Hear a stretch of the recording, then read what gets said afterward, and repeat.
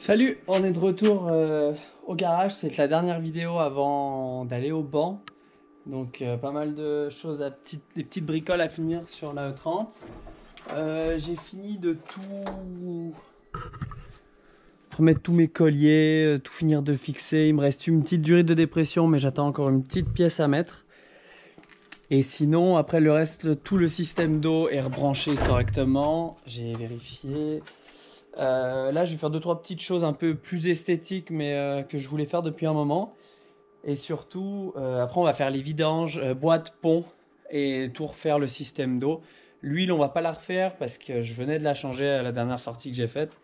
Donc, on va rester comme ça, et puis après, on va démarrer, voir si tout fonctionne, s'il n'y a pas de fuite. Donc voilà, concrètement, ce que j'aimerais faire, c'est remettre les grilles devant. Je trouve que ça fait un peu plus joli, là, ça fait vide. Et pourquoi pas essayer juste de remettre un petit peu ma face avant modifiée pour que ça fasse moins ces trous là un petit peu plus joli. Puis après bon, j'ai la lame qui vient dessous. Je vais pas la remettre avant le banc pour si jamais il y a des fuites, des choses comme ça. Là je vais faire des essais pour le banc. J'enlèverai aussi la face avant pour avoir plus d'air et puis pour que ce soit plus simple en cas de problème. On va essayer.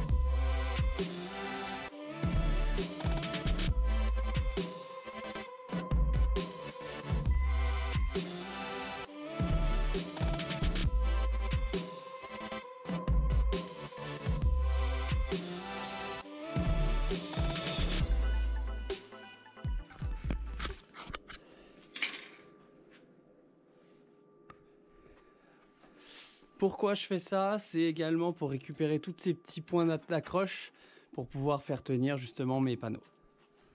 On va continuer puis on verra ce que ça donne une fois avec le reste. On va voir si on peut modifier un petit peu ça pour que ça finisse propre et puis donc voilà, pour l'instant ça donne quelque chose comme ça. Je vais voir avec la lame ce que ça donne. Je sais pas trop. Dites-moi ce que vous en pensez. Peut-être dans les commentaires. Je vais remettre la lame, voir ce que ça donne avec la lame une fois fini. Et puis je vais remettre les petits caches là pour les phares et puis je vous remonte. Donc là je vais découvrir en même temps que vous ce que ça donne. J'ai pas tout fixé, ça bouge encore un peu parce que je vais la renlever de toute façon. Là c'est vraiment pour voir le visuel de ce que ça donne. Et puis est-ce que je fixe le pare-choc comme ça ou est-ce que je l'enlève parce que c'est dégueulasse. Donc surtout, ouais, comme je disais, n'hésitez pas à me dire en commentaire ce que ça donne. Si ça vous plaît ou pas, vous pouvez dire que c'est dégueulasse, hein, ça me perturbera pas plus que ça non plus. Voilà, on dirait une vieille DTM. Donc voilà, une fois posé au sol,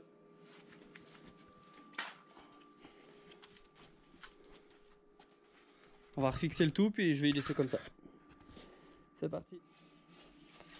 Pour aller rouler au budget, on va remettre aussi les jantes en 16 derrière. Ça fera aussi pour aller au banc. Vu qu'au budget c'est sur du mouillé, besoin d'un petit peu plus de grip, donc on va remettre les mêmes pneus et jantes que devant. Ce sera aussi un peu plus sympa.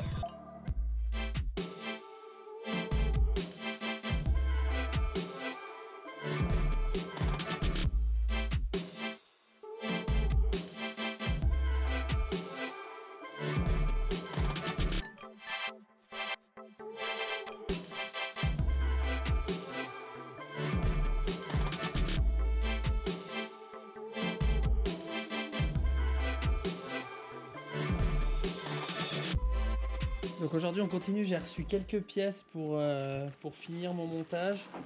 Pour ceux qui connaissent, j'ai trouvé que ça comme solution. C'est un piquage pour du riz de silicone. C'est pour alimenter le solénoïde du turbo, donc je vais installer ça et on voit ce que ça donne. Donc là, ce qu'il faut, c'est que j'enlève ça et je vais venir me piquer en fait sur cette durite là, sur la durite qui alimente l'échangeur qui part directement du turbo. Donc le piquage, c'est Revotech qui fait ça. C'est donné jusqu'à 5 bars, donc c'est bien plus que ce que nous on a besoin. Donc on va démonter ça et l'installer et puis voir comment ça s'installe et comment ça se met.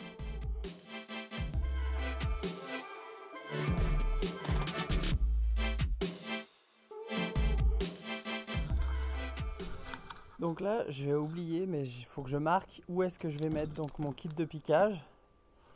Je vais le marquer et après, donc là, il y a un petit, je vais vous montrer ce que c'est, mais en gros, c'est pour faire le trou propre dans la durite. Donc voilà, là, je l'ai marqué ici, donc c'est là où je vais faire mon trou où je vais mettre mon piquage. Donc en gros, le kit, il y a un écrou, un joint, l'emporte-pièce, on va appeler ça comme ça. Le joint, on n'en a pas besoin parce que c'est pour quand on est sur du tuyau semi-rigide, rigide, mais pas pour de l'application sur la durite en silicone. Ensuite, il y a l'étanchéité et le piquage en lui-même. Alors le piquage, moi je l'ai pris en 5 mm, donc c'est fileté, il y a un trou ici qui est traversant. La durite vient se prendre là-dessus, ça passe dans la durite.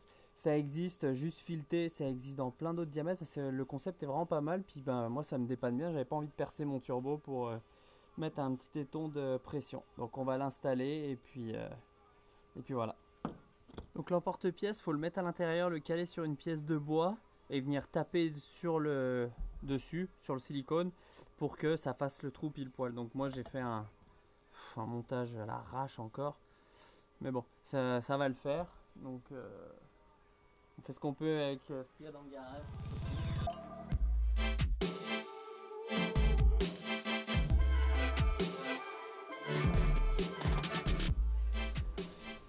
Bon, ça a été un peu galère, mais au final j'ai réussi à le faire. Donc le trou est fait. Donc maintenant il faut enlever en fait l'emporte-pièce. Donc voilà, une fois enlevé, en fait ça fait un trou vraiment propre qui est adapté à la taille de ça.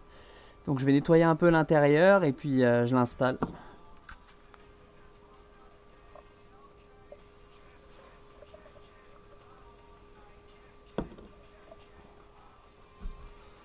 Faire l'étanchéité, hop. Et ensuite on vient serrer ça. Donc voilà, ça donne ça. Là je vais le serrer comme il faut forcément.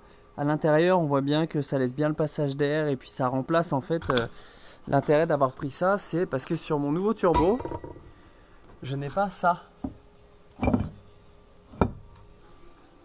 Donc ça fera la prise pour le solénoïde.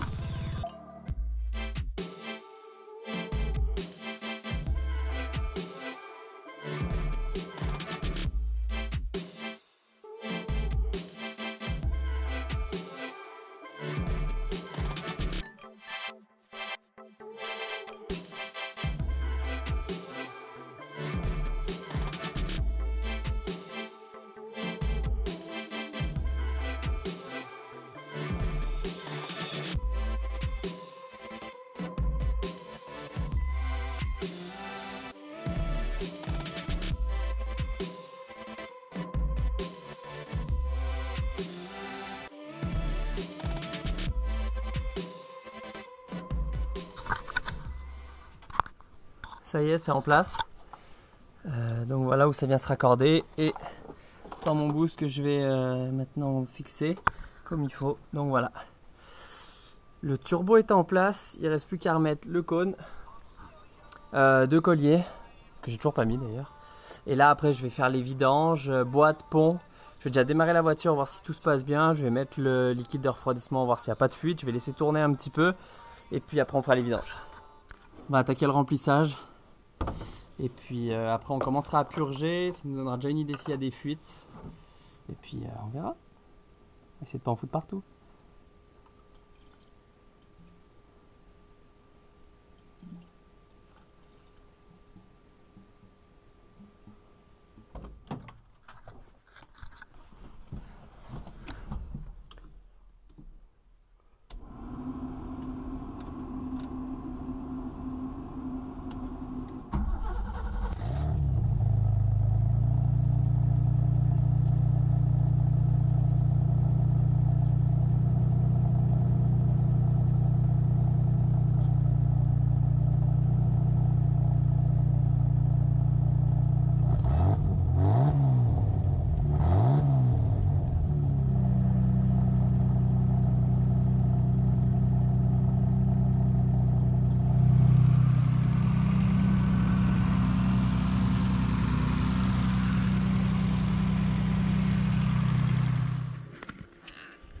Donc ça a démarré, j'ai eu un petit problème de ralenti au début, puis en fait c'était un petit réglage, on va dire, de ça.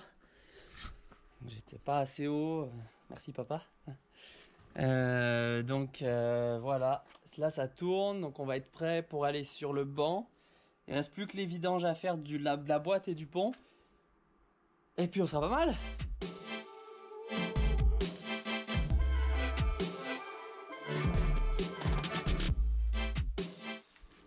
Je vais contrôler un peu s'il y a des fuites. Il n'y a pas de taches par terre, donc il n'y a pas l'air d'y en avoir. J'ai des endroits c'est un petit peu gras, mais c'était déjà comme ça. Si j'ai un raccord de merde là qui fuit un peu. Pas beaucoup, mais assez pour faire chier quand même. Sinon c'est pas mal. Pas de fuite d'eau. Donc là il n'y a plus qu'à vidanger la boîte et le pont, et puis ce sera bon. Quand même une toute petite fuite ici. Donc j'ai changé les joints, j'ai quand même fait la vidange de la DA, même si je l'avais changé il n'y a pas très longtemps.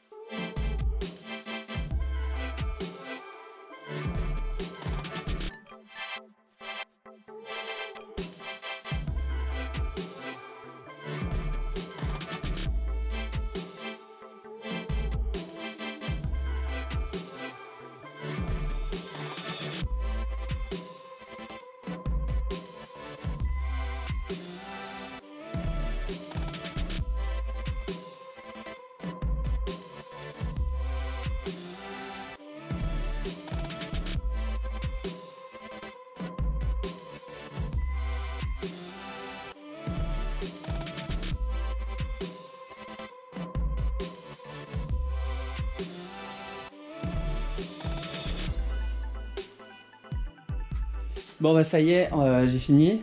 Donc la voiture est prête pour passer sur le banc, j'espère, parce que on n'est jamais prêt.